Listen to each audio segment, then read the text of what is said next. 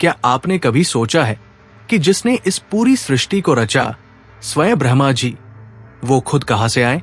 जिसने सबको जन्म दिया, उसका स्वयं जन्म कैसे हुआ? क्या ब्रह्मा जी भी किसी रहस्य का हिस्सा थे या फिर किसी और की रचना? नमस्कार प्यारे दर्शकों, एक बार फिर आपका स्वागत है हमारे चैनल विद्या ज्ञान सागर में। प्यारे दर्शकों, आज हम एक नई कहानी, एक नया वीडियो लेकर आपके सामने उपस्थित हुए हैं।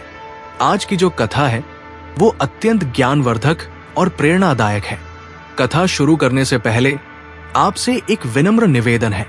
शास्त्रों में कहा गया है कि अधूरी छोड़ी गई कथा दुख और पाप का कारण बनती है, इसलिए इसे अंत तक अवश्य सुने।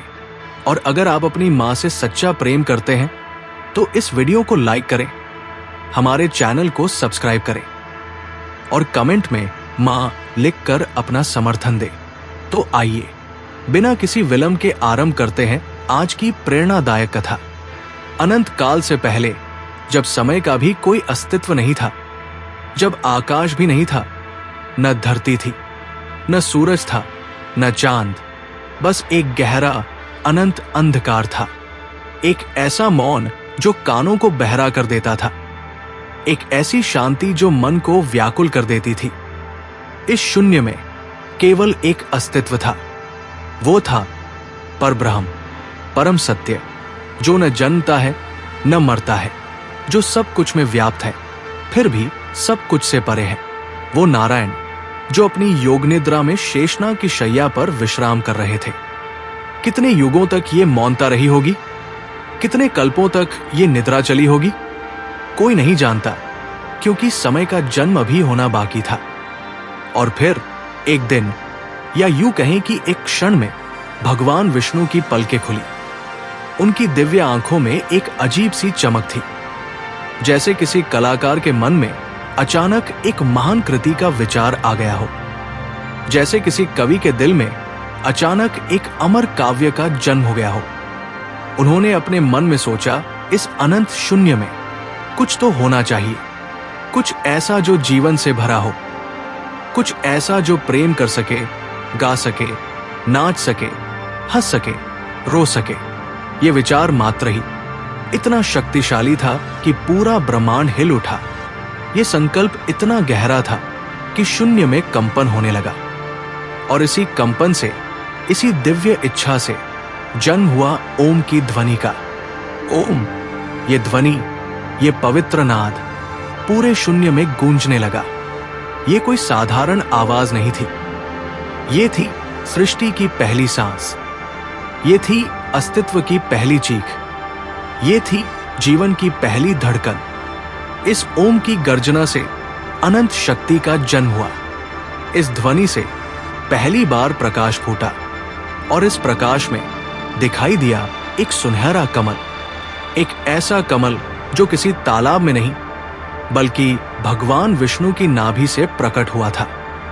वो कमल कितना सुंदर था, उसकी पंखुड़ियां सोने से भी ज्यादा चमकदार थी, उसकी सुगंध अंबर से भी मधुर थी, उसका आकार सूर्य से भी तेजस्वी था।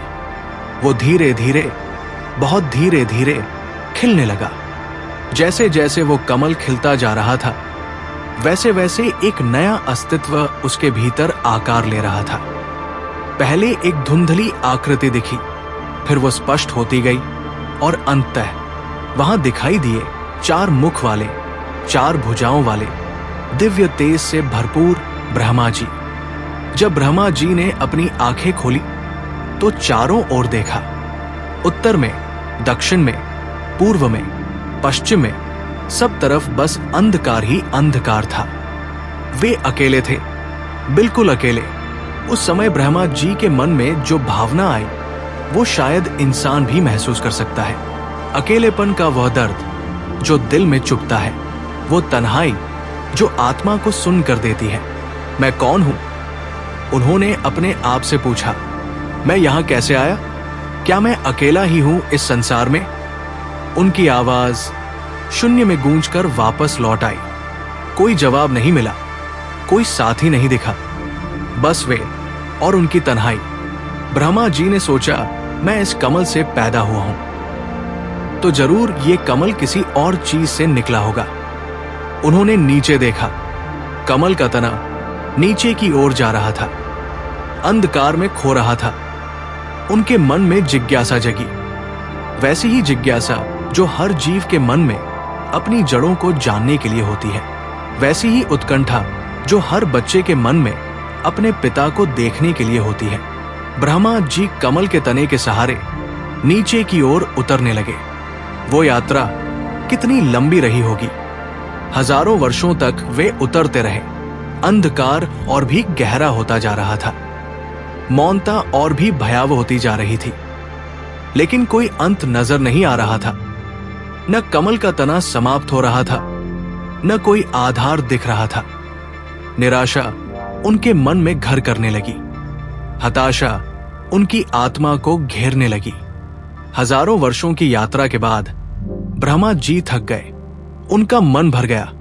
उन्होंने सोचा, शायद मैं गलत रास्ते पर हूं, शायद इस तने का कोई अंत ही नहीं है, शायद मैं अनंत काल तक इसी तरह भटकता रहूंगा। ये वही क्षण था जब हर इंसान अपनी जिंदगी में महसूस करता है, जब लगता है कि मंजिल मिलेगी ही नहीं, जब लगता है कि सारी मेहनत बेकार है, जब लगता है कि हार स्वीकार कर लेनी चाहिए। ब्रह्मा जी वापस ऊपर की ओर लौटने लगे। उनके दिल में दुख था, उनकी आंखों में निराशा थी। वे सोच रहे थे, मैं अपने स्रोत को नहीं जान सका, मैं अपने जन्मदाता को नहीं देख सका। जब ब्रह्मा जी वापस कमल तक पहुंचे तो उन्होंने देखा कि वहां एक दिव्य प्रकाश फैल रहा है, एक ऐसा प्रकाश जो उनकी आंखों को चौंधिया देता था लेकिन दिल को शांति देता था, एक ऐसा प्रकाश जो भयभीत करता था लेकिन आकर्षित भी करता था। और इस प्रकाश के बीच में वे दिखाई दिए, भगवान विष्णु। उनका रूप इतना मनमोहक था कि ब्रह्मा जी की सारी निराशा क्षण भर में उड़ गई। उनकी मुस्कान इतनी करुणामय थी कि हर दुख धुल गया। उनकी आंखें इतनी गहरी थी कि उनमें पूरा संसार समा जाता था। पुत्र, भगवान विष्णु ने कहा। उनकी आवाज में इतना प्रेम था कि ब्रह्मा जी की आंखों से आंसू टपकने लगे। तुम मुझे खोज रहे थे? ब्रह्मा जी कुछ कह नहीं सके, सिर्फ रो सके। वो रुलाई जो एक बच्चे की होती है जब वो अपने पिता से मिलता है, वो रुलाई जो दिल की गहराई से निकलती है। पिता, ब्रह्मा जी ने कहा, मैं आपको इतना खोजा लेकिन नहीं मिले। मैं हजारों वर्षों तक उतरता रहा लेकिन आपका अंत नहीं मिला। भगवान विष्णु मुस्कुराए। वो मुस्कान बच्चों की मासूमियत देखकर आने वाली मुस्कान थी। पुत्र, मैं अनंत हूं, मेरा न आदि है न अंत। तुम मुझे बाहर खोज रहे थे जबकि मैं तुम्हारे भीतर हूं। तुम मुझे नीचे खोज रहे थे जबकि मैं तुम्हारे ऊपर भी हूं। मैं सर्वत्र हूं। इन शब्दों ने ब्रह्मा जी के मन में एक नई समझ जगाई, लेकिन साथ ही एक नया प्रश्न भी। पिता, आपने मुझे क्यों बनाया? मैं यहां क्यों हूं? भगवान विष्णु का चेहरा गंभीर हो गया। उनकी आंखों में एक अजीब सी गहराई आ गई, जैसे वे कुछ बहुत महत्वपूर्ण बताने वाले हों, कुछ ऐसा जो जिंदगी बदल देगा। पुत्र ब्रह्मा, उन्होंने कहा, मैंने तुम्हें एक महान उद्देश्य के लिए बनाया है। तुम्हें सृष्टि का कार्य सौंपा है। तुम्हें इस शून्य को जीवन से भर देना है। तुम्हें अनगिनत जीवों को बनाना है। तुम्हें एक पूरा संसार रचना है। यह सुनकर ब्रह्मा जी की सांस रुक गई, उनकी आंखें फैल गई। मैं कैसे करूंगा ये सब? मैं तो अभी अभी जन्मा हूं, मुझे तो कुछ भी नहीं आता। उनकी आवाज में डर था, वैसा ही डर जो हर इंसान के मन में तब आता है जब उसे कोई बड़ी जिम्मेदारी मिलती है, जब उसे लगता है कि वह इसके काबिल नहीं है। भगवान विष्णु ने अपना हाथ ब्रह्मा जी के सिर पर रखा। उनका स्पर्श बिजली के झटके की तरह था, लेकिन वो बिजली जो जलाती नहीं बल्कि जिंदगी देती है। वो झटका जो डराता नहीं बल्कि शक्ति देता है। पुत्र, उन्होंने कहा, तुम्हारे भीतर मेरी ही शक्ति है। तुम सिर्फ सोचोगे और चीजें अस्तित्व में आ जाएंगी। तुम सिर्फ इच्छा करोगे और जीवन पैदा हो जाएगा। तुम मेरे अंश हो और मेरे अंश में पूरी सृष्टि की शक्ति है। ब्रह्मा जी को अपने अंदर एक अजीब सी ऊर्जा महसूस होने लगी, जैसे उनकी नसों में आग दौड़ रही हो। लेकिन वो आग जो जलाती नहीं बल्कि जगाती है। उनके मन में विचारों की बाढ़ आने लगी, हजारों लाखों विचार एक साथ। शुरुआत करो, भगवान विष्णु ने कहा, अपने मन से कुछ बनाओ। ब्रह्मा जी ने अपनी आंखें बंद की। उन्होंने गहरी सांस ली। उन्होंने अपने मन में सोचा, कुछ ऐसा बनाना चाहिए जो ज्ञान से भरा हो, कुछ ऐसा जो भविष्य में मेरी मदद कर सके। और फिर उनके मन से, उनके विचारों से जन्म हुआ सप्तऋषियों का। सप्तर्षि वे 7 महान संत जो ज्ञान के सागर थे, जो तपस्या के पर्वत थे, जो त्याग की मूर्ति थे। जब ब्रह्मा जी ने आंखें खोली तो देखा कि उनके सामने 7 दिव्य आकृतियां खड़ी हैं। उनकी आंखों में ज्ञान की चमक थी, उनके चेहरों पर शांति का तेज था, उनके व्यक्तित्व में गुरुता की गरिमा थी। पिता, उन सभी ने एक साथ कहा, हमें आज्ञा दीजिए। ब्रह्मा जी की खुशी का कोई ठिकाना नहीं था। वे पहली बार पिता बने थे, पहली बार उन्होंने किसी को जन्म दिया था। वो खुशी जो हर माता पिता के दिल में होती है अपने बच्चे को देखकर, वो गर्व जो हर सृजनकर्ता के मन में होता है। लेकिन ये तो सिर्फ शुरुआत थी। ब्रह्मा जी ने सोचा, अभी तो बहुत कुछ बनाना है। सिर्फ ऋषि काफी नहीं है, जरूरत है अलग अलग तरह के जीवों की, अलग अलग प्रकार के अस्तित्व की। उन्होंने अपने मन में सोचा और पैदा हुए देवता, सूर्य, चंद्र, इंद्र, वरुण, अग्नि, सभी अपनी अपनी शक्तियों के साथ, अपने अपने तेज के साथ। फिर उन्होंने सोचा और बने असुर, शक्तिशाली लेकिन अहंकारी, ताकतवर लेकिन क्रोधी। फिर बने गंधर्व, संगीत के मास्टर, कला के राजा। फिर बनी अप्सराएं, सुंदरता की देवियां, नृत्य की रानियां। फिर बने यक्ष, किन्नर, राक्षस, अनगिनत प्राणी, हर एक अलग, हर एक खास, हर एक में अपनी विशेषता। लेकिन जल्दी ही ब्रह्मा जी को एहसास हुआ कि कुछ गड़बड़ है। देवता और असुर आपस में लड़ रहे थे, गंधर्व और अप्सराएं सिर्फ अपने में मस्त थे, कोई किसी की नहीं सुन रहा था। चारों ओर अराजकता फैल गई, युद्ध हो रहे थे, अशांति व्याप्त थी। ब्रह्मा जी का दिल दुखने लगा। उन्होंने सोचा था कि वे खुशी बनाएंगे, लेकिन दुख पैदा हो गया। उन्होंने सोचा था कि वे शांति लाएंगे, लेकिन अशांति फैल गई।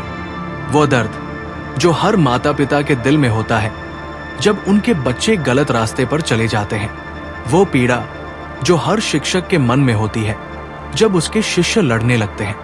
ब्रह्मा जी ने अकेले में बैठकर सोचा, मैंने क्या गलती की है? मैंने इन सबको बनाया क्यों? शायद मुझसे सृष्टि नहीं होनी चाहिए थी।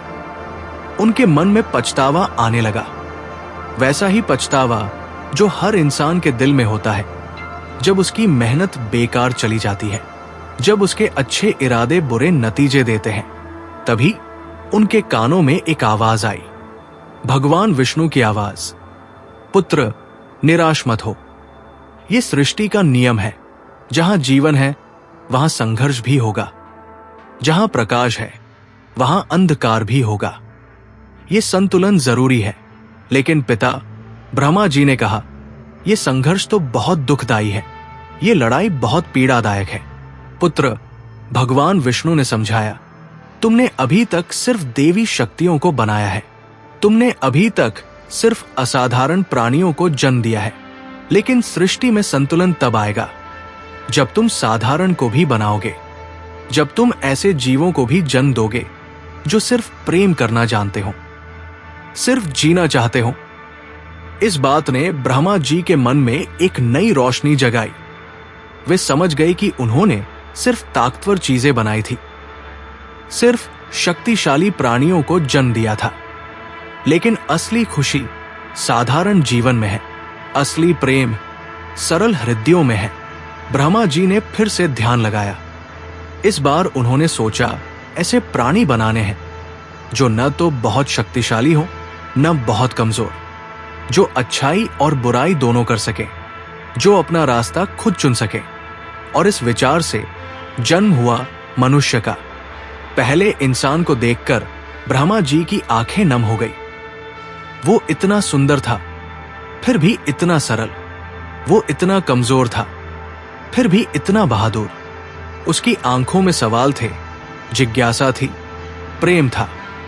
पिता, उस इंसान ने कहा, मैं कौन हूं?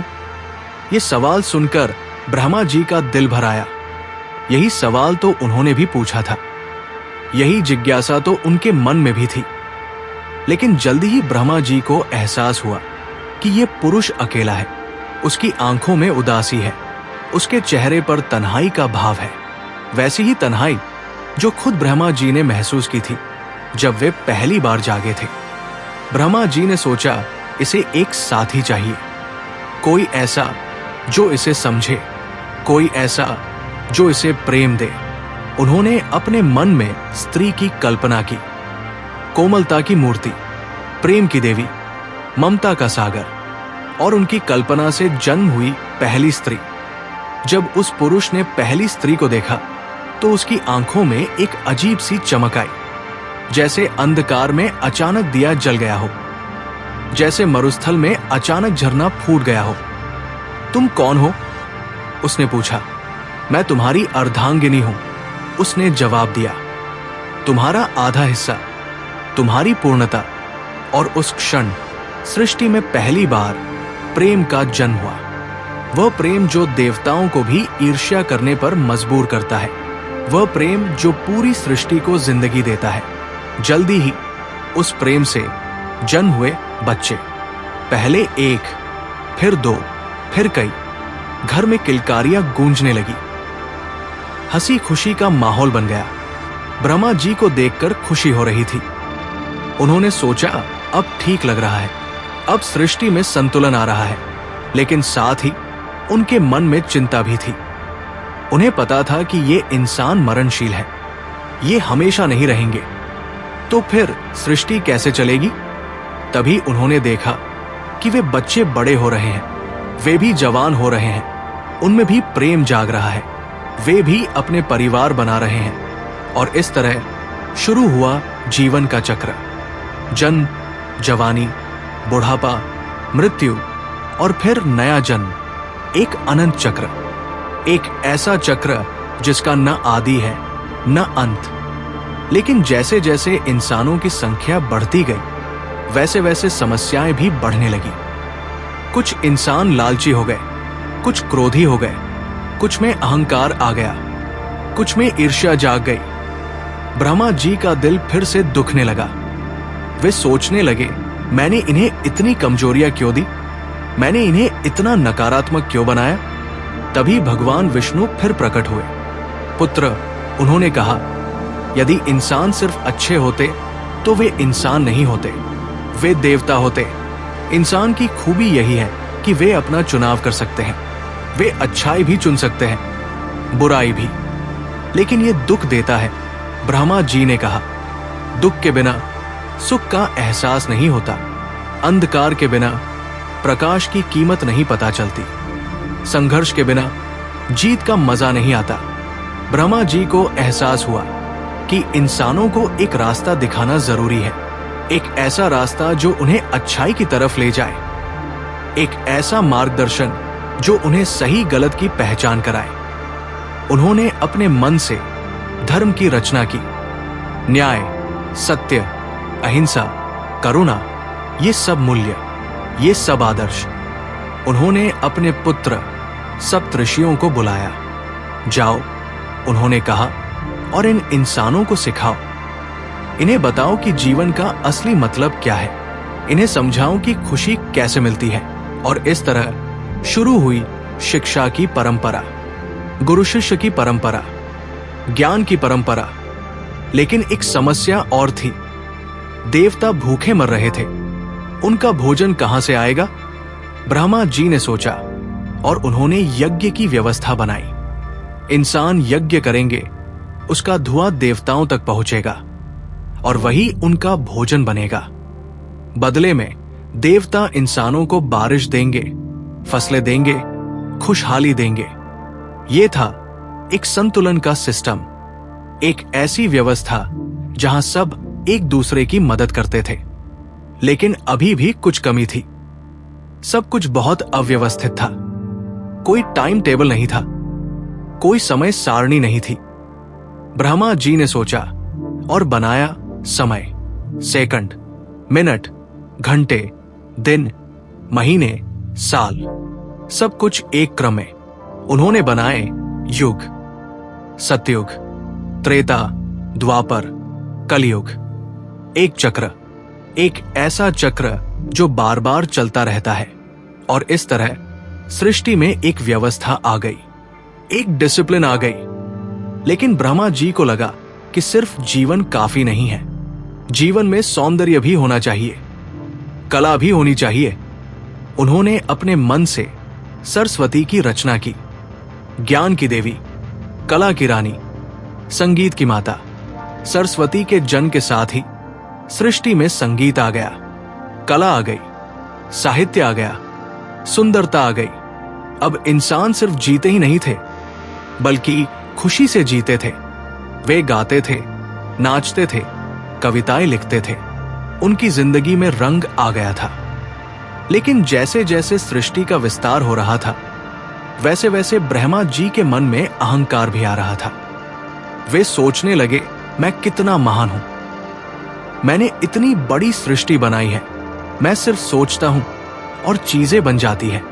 ये अहंकार धीरे धीरे उनके दिल में जड़ें जमाने लगा। वे अपने आप को भगवान विष्णु के बराबर समझने लगे। वे सोचने लगे कि वे भी उतने ही शक्तिशाली हैं। एक दिन जब भगवान विष्णु मिलने आए तो ब्रह्मा जी ने उनका सम्मान नहीं किया। वे अपनी जगह बैठे रहे। उन्होंने सोचा, मैं भी तो सृष्टि करता हूं, मुझे क्यों उठना चाहिए। भगवान विष्णु ने यह देखा तो उनका दिल दुख गया। वैसा ही दुख जो किसी पिता के दिल में होता है जब उसका बेटा अकड़ने लगता है, जब वो अपने को बहुत समझने लगता है। पुत्र ब्रह्मा, उन्होंने कहा, तुम अहंकार में डूब रहे हो, ये ठीक नहीं है। लेकिन ब्रह्मा जी ने कोई जवाब नहीं दिया। वे मौन रहे। उनका मौन उनके अहंकार को दर्शाता था। तभी वहां भगवान शिव भी पहुंचे। उन्होंने स्थिति देखी और समझ गए कि क्या हो रहा है। ब्रह्मा, उन्होंने कहा, तुम्हें अपनी औकात भूल गई है। तुम सिर्फ एक उपकरण हो, सृष्टि के लिए इस्तेमाल होने वाला एक साधन। असली सृष्टिकर्ता तो विष्णु जी है। इस बात पर ब्रह्मा जी को गुस्सा आ गया। वे खड़े हो गए। उनकी आंखों में क्रोध की आग जल रही थी। मैं उपकरण हूं, उन्होंने कहा, मैं साधन हूं। मैंने ये पूरी सृष्टि बनाई है, मैं किसी से कम नहीं हूं। भगवान शिव का गुस्सा भी भड़क गया। तुम्हें सबक सिखाना जरूरी है, उन्होंने कहा। सुनो मेरा शाप, आज के बाद तुम्हारी कोई पूजा नहीं होगी। लोग तुम्हें भूल जाएंगे, तुम्हारे मंदिर नहीं बनेंगे। ये शाप सुनकर ब्रह्मा जी के होश उड़ गए। वे समझ गए कि उन्होंने कितनी बड़ी गलती की है।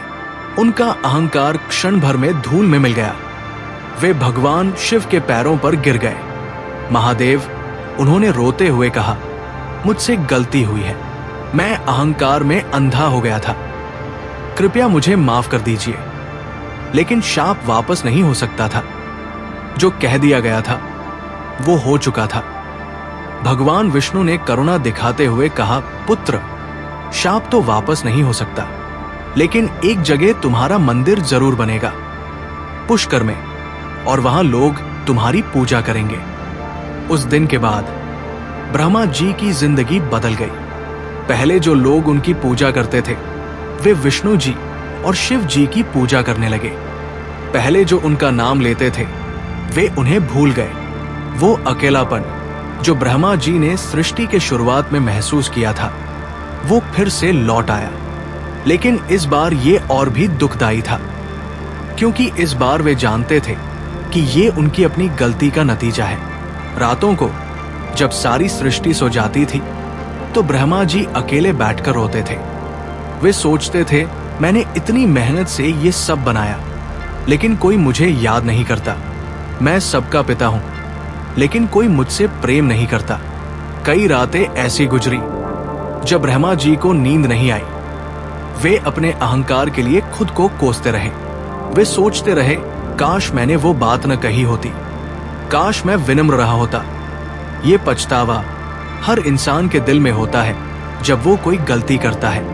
ये अपराध बोध हर व्यक्ति महसूस करता है जब उसका अहंकार उसे नुकसान पहुंचाता है। लेकिन समय वापस नहीं आता। जो हो गया वो हो गया, बस पछताने के अलावा कुछ नहीं बचता। धीरे धीरे ब्रह्मा जी को एहसास होने लगा कि ये शाप उनके लिए एक सीख है, एक सबक है। भगवान शिव ने उनके साथ बुरा नहीं किया था, बल्कि उन्हें जिंदगी का सबसे महत्वपूर्ण पाठ सिखाया था। वो पाठ था विनम्रता। वो सीख थी कि कोई भी इंसान, चाहे वो कितना भी महान हो, अहंकार नहीं कर सकता। वो संदेश था कि सेवा करना पूजा पाने से बड़ी बात है। ब्रह्मा जी ने अपना नजरिया बदला। अब वे पूजा के लिए तरसते नहीं थे, अब वे सिर्फ सेवा करते थे, चुपचाप, बिना किसी अपेक्षा के।